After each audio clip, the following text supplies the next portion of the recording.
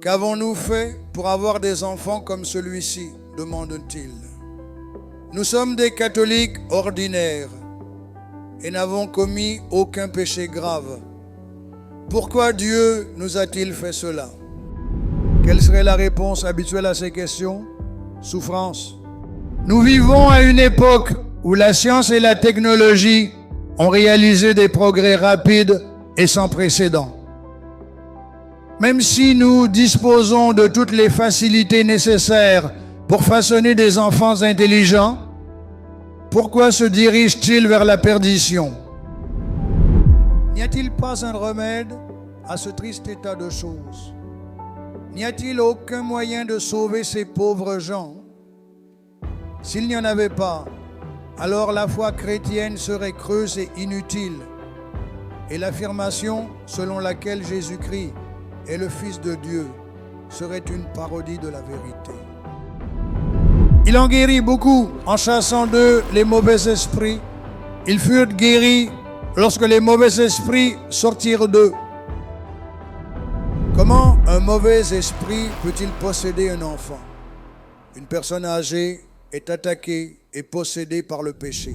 Parmi les quelques 500 participants à une retraite organisée au Kerala, il y avait pas mal d'enfants. Certains d'entre eux, la tête de quelques-uns faisait 2 fois la taille de leur corps. D'autres étaient mentalement handicapés et épileptiques, et des bulles de salive coulaient de leur bouche. L'état de 2 garçons était pathétique. Le corps de l'un d'eux était déchiré à plusieurs endroits, le visage, les mains et même les paupières. Le corps de l'autre était plein d'abcès à cause de démangeaisons insupportables et constantes. Le sang était sur le point d'éclater à plusieurs endroits. En priant pour eux, une question m'est venue à l'esprit. Où va la nouvelle génération? Nous vivons à une époque où la science et la technologie ont réalisé des progrès rapides et sans précédent. Même si nous disposons de toutes les facilités nécessaires pour façonner des enfants intelligents, pourquoi se dirigent-ils vers la perdition? Si tel est de l'état de la génération actuelle, quel sera le statut de la génération future? J'ai rencontré un couple marié il y a à peine 5 ans. Ils ont 2 filles et toutes 2 étaient mentalement déficientes. Je me sentais vraiment triste du sort des jeunes parents. Ils ont commencé leur vie avec beaucoup d'espoir. Mais je me suis senti découragé et affaibli au début. Qu'avons-nous fait pour avoir des enfants comme ça? Demande-t-il. Nous sommes des catholiques ordinaires et n'avons commis aucun péché grave. Pourquoi avons-nous des enfants comme ça? Pourquoi Dieu nous a-t-il fait cela? Quelle serait la réponse habituelle à ces questions? Souffrance. Cela, vous devez l'accepter et l'endurer. Eux aussi savent qu'il n'y a pas d'alternative à cela. Je me souviens d'une famille dont les 5 membres souffraient d'un handicap mental. Comme tous les 5 ne pouvaient pas être hébergés et soignés sous un même toit, le chef de famille s'est débarrassé de l'ensemble des biens et les a placés dans 5 centres différents qui s'occupent des handicapés mentaux. Leurs biens ont été cédés pour trouver les moyens de subvenir à leurs besoins. Leurs parents âgés vivent seuls dans une maison située sur un terrain à 500. C'est le sort de nombreux ménages. N'y a-t-il pas un remède à ce triste état de choses? N'y a-t-il aucun moyen de sauver ces pauvres gens?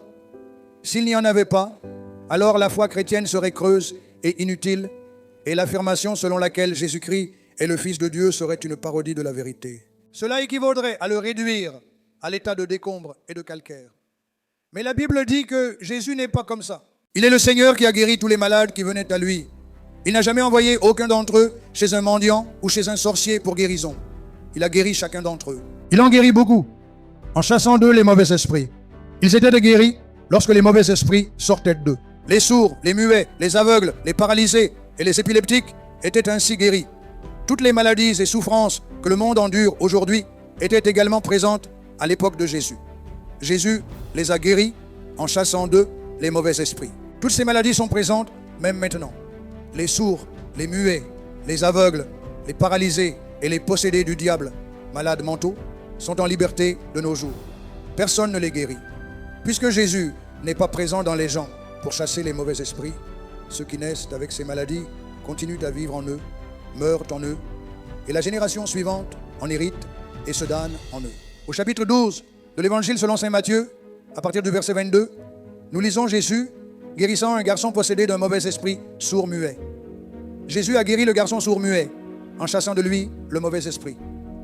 Jésus a prouvé que c'était un mauvais esprit qui avait rendu le garçon sourd et muet. Des exemples similaires abondent dans le Nouveau Testament. Jésus a guéri une femme infirme, courbée, pendant 18 ans, en chassant le mauvais esprit d'elle, comme nous le lisons dans Luc 13, versets 10 à 17.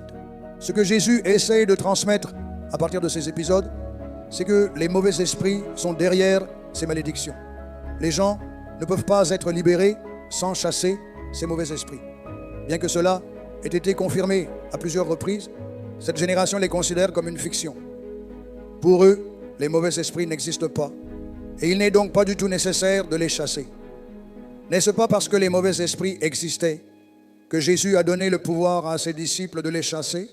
Jésus a donné le pouvoir à ses disciples de chasser les mauvais esprits et de guérir les malades, comme nous le lisons dans Matthieu 10, 1. À cet égard, les versets 14 à 29 du chapitre 9 de l'Évangile selon saint Marc sont particulièrement remarquables. Un père amène son fils épileptique à Jésus pour le guérir. Mais le père n'a pas pu rencontrer Jésus. Jésus était alors au sommet de la montagne. Il était sur la montagne de la Transfiguration, mont Tabor, accompagné de Pierre, Jean et Jacques.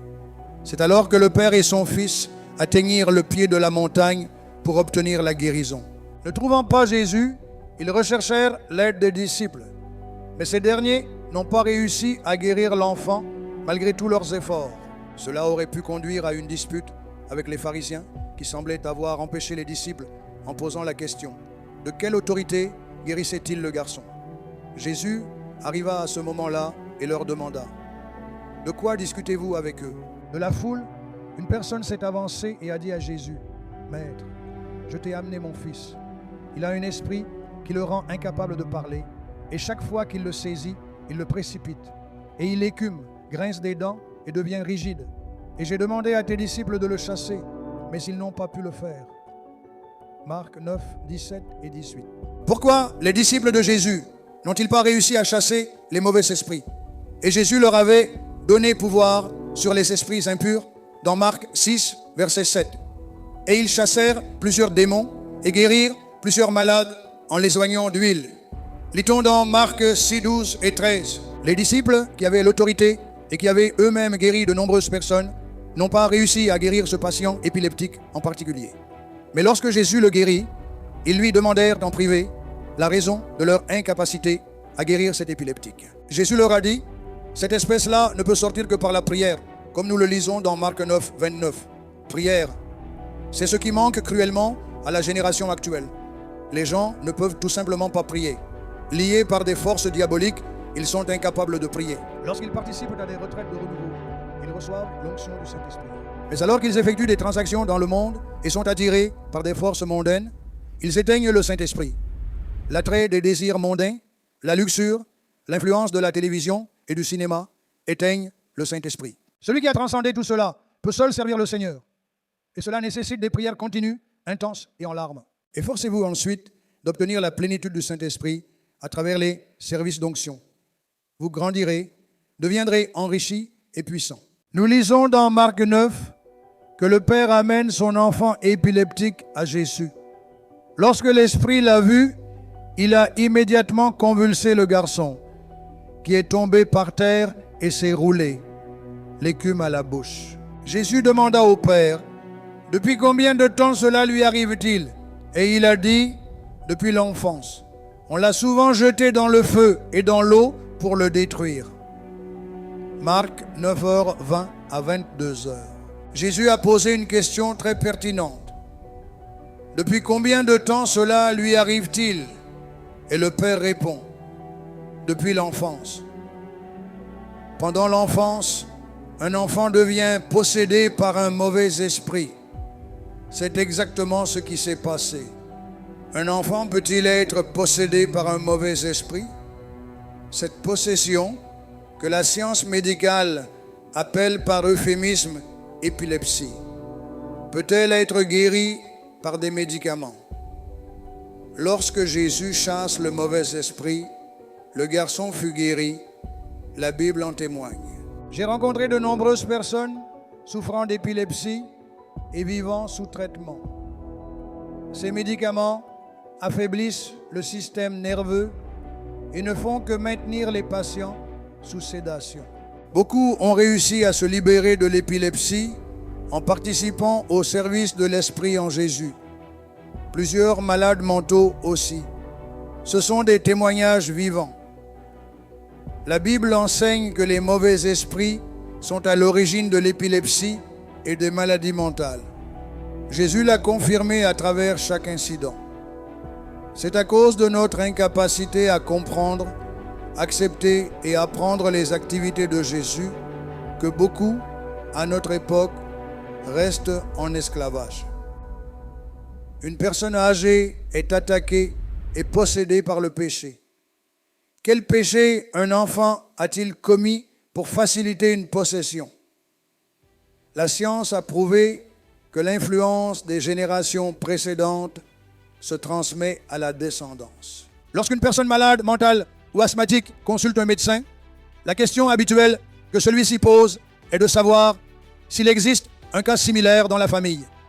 Si la réponse est négative en ce qui concerne les parents, la question se retournerait alors vers les grands-parents. En effet, les maladies sont dans la plupart des cas héréditaires. L'hérédité passe par les gènes. Les maladies se transmettent donc par les gènes. Les mauvais esprits influencent les maladies et, chez certaines personnes, établissent une domination. C'est pourquoi, lorsque les mauvais esprits sont chassés, les maladies sont guéries. Dans Marc 9, le mot « esprit » est utilisé plusieurs fois à la place du mauvais esprit. Ce n'est certainement pas le Saint-Esprit. Si oui, de quel esprit s'agit-il? Quand nous disons qu'une personne a des malédictions, ce que nous devons comprendre, c'est qu'il existe des liens qui empêchent le flux des bénédictions de Dieu dans sa vie. Dieu est le Dieu des bénédictions. Satan les bloque. L'influence des mauvais esprits empêche les bénédictions de Dieu de s'accumuler. Si nous parvenons à les chasser, les bénédictions de Dieu couleront sans interruption et profiteront aux générations futures. Puisque les influences des générations précédentes sont transmises par les gènes, nous devrions prier avec ferveur pour nous en libérer. Les prières d'expiation pour les péchés des générations précédentes deviendraient une bénédiction pour nous en les rendant libres. Lamentation 5:7 dit « Nos ancêtres ont péché, ils ne sont plus et nous portons leurs iniquités.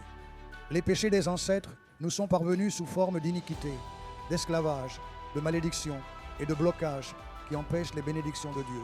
Cette génération serait bénie si des prières en larmes pour l'expiation des péchés de nos ancêtres étaient offertes, ce qui ouvrirait les portes de leur salut. Que Dieu accorde la grâce pour cette offrande.